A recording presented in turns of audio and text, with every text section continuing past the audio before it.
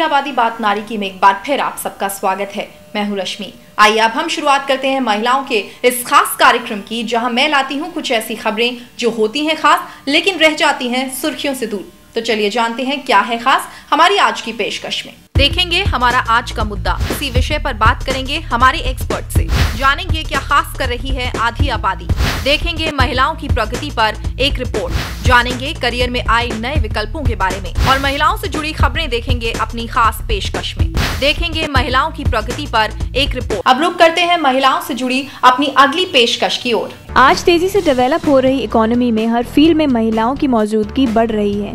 हाल ही में हुए एक सर्वे के मुताबिक साल 2011 में 56% कंपनियां महिलाओं को एज एन एम्प्लॉय रखने की इच्छुक है। इससे साबित होता है कि देश की आधी आबादी सशक्त हो रही है और अपने इस कॉन्वोकेशन फंक्शन में बुलंद हौसलों के साथ आगे बढ़कर डिग्रियां ले रही ये लड़कियां भी दिखा देना चाहती है कि वो भी किसी से कम नहीं है। Today is the convocation day and we are getting honored by a very renowned person and it is a very special moment for us. I was eagerly waiting for this day to come and today it has come. Today I can proudly say yes, I am an MBA with proof in my hand. सबसे ज़्यादा लड़कियाँ perform कर रही हैं और हमारे यहाँ पे टॉपर्स भी लड़कियाँ ही हैं सबसे ज़्यादा। मैंने MBA में पहला ये ऑटोनॉमस बैच था और उसकी मैं पहली टॉपर बनी और मुझे गोल्ड मेडल, ये प्राइज सेट और ये सर्टिफिकेट और ये कुरुक्षेत्र यूनिवर्सिटी की डिग्री मिली है। तो ये सब लेके ऐसे एकदम अच्छा फील हो रहा है, ऐसा लग रहा है सच में मेहनत रंग लाई है। देखिए, हम सबको पता है कि हमारी कंट्री एक डेवलपिंग कंट्री है और डेवलप होने के लिए नो डाउट इस कंट्री में बहुत ज़्यादा क्षमता है।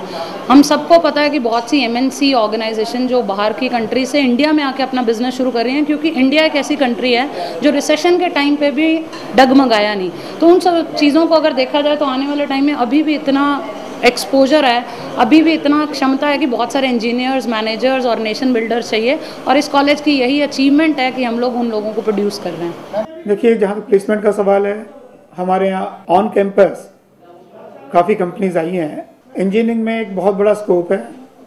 हम लोग क्वालिटी प्रोड्यूस करने के लिए हर लेवल पे अपने एफर्ट्स करते हैं।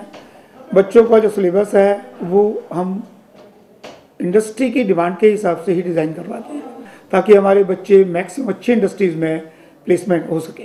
कॉन्वोकेशन फंक्शन में फील्ड की कुछ नामी हस्तियों ने भी शिरकत की, जिन्होंने इन लड़कियों को मोटिवेट तो किया ही, साथ ही उन्हें फील्ड की बारीकियों के बारे में भी बताया।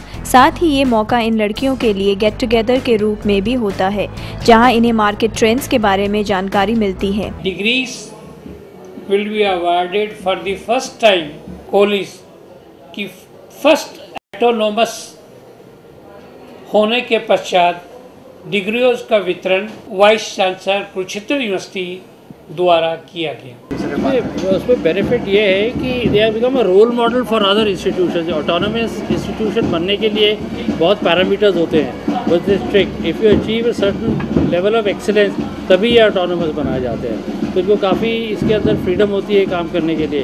अभी जैसे सिलेबस अपना सेट कर सकते हैं, डिग्री फिर भी यूनिवर्सिटी से लेते हैं, पर इसको क्योंकि इस तरीके के मोटिवेशन लेवल्स हो जाते हैं उनको अपनी एकेडमिक एक्टिविटी में। स्कोप तो आई थिंक बॉयज़ से ज़्यादा गर्ल्स के हैं। बॉयज़ को इतना नहीं, मतलब वो इतना अपॉर्चुनिटी गेन नहीं करे जितना गर्ल्स को अपॉर्चुनिटी गेन करने का मौका मिल रहा है यहाँ पे। I think this is not a dream which I have to complete it.